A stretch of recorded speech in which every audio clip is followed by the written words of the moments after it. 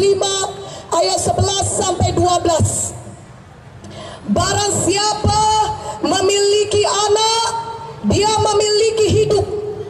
Anak itu huruf besar, artinya barang siapa memiliki Yesus, dia memiliki hidup. Tapi barang siapa tidak memiliki Yesus, dia tidak memiliki hidup yang kekal. Firman Tuhan ini disampaikan kepada saudara, saudaraku yang kekasih dalam nama Yesus. Kalau kita percaya kepada Yesus, maka kita memiliki Yesus. Artinya kita sudah memiliki sorga yang kekal. Siapa di sini yang percaya, kalaupun dia meninggal dunia, entah kapanpun itu, tapi kita percaya kita semua umur panjang. Katakan amin. Siapa di sini percaya, kalau misalnya dia meninggal dunia, dia pasti pergi ke sorga? Angkat tangannya tinggi-tinggi. Semuanya kita angkat tangan, katakan amin. Mari ucapkan doa ini, tetap angkat tangan saudara. Tuhan Yesus, saya percaya padamu. Engkau mati bagi saya, Engkau disalibkan bagi saya, Engkau menebus dosa saya, mencurahkan darahmu bagi saya. Dan pada hari yang ketiga, Engkau bangkit dari kematian, Engkau hidup Tuhan Yesus. Dan malam ini saya buka hati saya, masuklah dalam hati saya, jadilah Tuhan saya dan juru selamat pribadi saya. Terima kasih Tuhan, sekarang saya sudah selamat. Darah Yesus sudah menyucikan saya dari segala dosa saya. Tuliskanlah nama saya dalam kitab kehidupan-Mu yang kekal di sorga. Terima kasih Tuhan, di dalam nama Yesus saya berdoa. Amin. Mari berikan kemuliaan bagi nama Yesus. Amin. Saudaraku, setelah kita selamat lahir baru, Tuhan Yesus mau saudara tetap menang dalam sebuah kehidupan saudara. Katakan amin. Bagaimana kita dapat menang? Setan masih berkeliaran di bumi ini. Walaupun saudara sudah jadi anak Tuhan, dia mau mengajak saudara kembali lagi berbuat dosa. Dia akan mengajak saudara kembali lagi mau narkoba. Dia akan mengajak saudara kembali lagi berbuat najis. Ada jawabannya bagi saudara. Kalau saudara mau tetap menang, saudara harus punya kuasa firman Tuhan dalam hidup saudara. Amin, katakan amin lebih kuat. Saudara harus kenal firman Tuhan. Saudara harus rajin beribadah di gereja dan dengar firman Tuhan. Karena kuasa firman Tuhan tidak terbatas. Kuasa firman Tuhan dapat mengalahkan setan penyakit. Kuasa firman Tuhan dapat mengalahkan setan narkoba. Kuasa firman Tuhan dapat mengalahkan setan kenajisan. Kuasa firman Tuhan dapat mengalahkan setan manapun.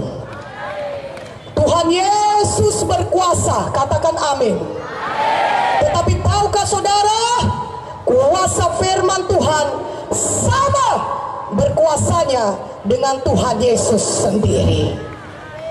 Mana tepuk tangannya bagi firman Tuhan? Firman Tuhan dan Tuhan Yesus adalah satu. Yohanes 1 ayat 1 mengatakannya, pada mulanya adalah firman, dan firman itu bersama-sama dengan Allah, dan firman itu adalah Allah sendiri. Haleluya. Saya akan tunjukkan kepada saudara kuasa Tuhan Yesus sama berkuasanya dengan firman Tuhan. Firman Tuhan sama berkuasanya dengan Tuhan Yesus sendiri. Karena itu kalau hari ini saudara percaya dengan semua firman Tuhan yang saya beritakan, saudara bisa mengalami mujizat Tuhan. Saudaraku, bukalah Alkitab kita dari Yohanes 4 ayat 46 sampai 53. Maka Yesus kembali lagi ke Kana di Galilea, di mana ia membuat air menjadi anggur. Dan di Kapernaum ada seorang pegawai istana, anaknya sedang sakit. Ketika ia mendengar bahwa Yesus telah datang dari Judea ke Galilea, pergilah ia kepadanya lalu meminta supaya ia datang dan menyembuhkan anaknya, sebab anaknya itu hampir mati. Maka kata Yesus kepadanya, jika kamu tidak melihat tanda dan mukjizat, kamu tidak percaya. Pegawai istana itu berkata kepadanya, Tuhan, datanglah sebelum anakku mati. Kata Yesus kepadanya, pergilah, anakmu hidup. Orang itu percaya akan perkataan yang dikatakan Yesus kepadanya, lalu pergi. Ketika ia masih di tengah jalan, hamba-hambanya telah datang kepada dengan kabar bahwa anaknya hidup. Ia bertanya kepada mereka, pukul berapa anak itu mulai sembuh? Jawab mereka, kemarin siang pukul 1 demamnya hilang. Maka teringatlah ayah itu bahwa pada saat itulah Yesus berkata kepadanya, anakmu hidup. Lalu ia pun percaya, ia dan seluruh keluarganya. Katakan amin. Jadi ada seorang pegawai istana, anaknya sakit mau mati.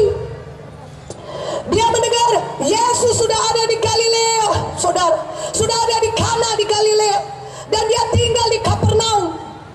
Dan dia dengar Yesus sudah di Kana di Galilea, aku datanglah. Dari Kapernaum dia berjalan jauh 40 km. Dia sampai ke Kana, di tempat Yesus berada. Dan ketika dia sampai kepada Yesus, dia berkata, Yesus, tolong aku, datanglah ke rumahku, karena anakku yang sakit hampir mati karena penyakitnya. Datanglah Tuhan. Dan apa kata Yesus? Kalau kau tidak lihat tanda dan mujizat, kau tidak percaya. Dan apa kata Yesus kepada pegawai istana ini? Dia mengucapkan firman-Nya. Tuhan Yesus mengucapkan firman-Nya. Dia berkata kepada pegawai istana ini, pulanglah, pergilah pulang, anakmu hidup. Amin. Dan pegawai istana ini percaya kepada apa yang dikatakan Tuhan Yesus. Dia pulang.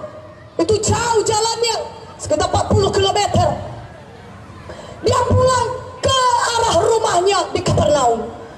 Dan ketika dia tinggal jalan, hamba-hambanya dari rumahnya datang kepadanya, Bapak, anak Bapak sudah sembuh. Kapan sembuhnya? Tanya pegawai itu. Semalam kira-kira pukul 1 demamnya hilang. Maka teringatlah pegawai itu, kira-kira pada jam yang sama itulah Yesus mengucapkan firman-Nya, mengucapkan perkataannya, berkata, pulang, anakmu hidup. Maka percayalah pegawai istana itu dan seluruh rumahnya kepada Tuhan Yesus. Haleluya. Katakan haleluya. Haleluya. Tuhan Yesus berkata, anakmu hidup. Dia percaya dan dia menerima mujizatnya. Anaknya benar-benar hidup. Berikan kemuliaan bagi nama Yesus. Haleluya. Ini menunjukkan Tuhan Yesus sama berkuasanya dengan firman-Nya. Ketika dia mengucapkan firman-Nya, kalau kita percaya, kita bisa menerima mujizat Tuhan. Katakan amin.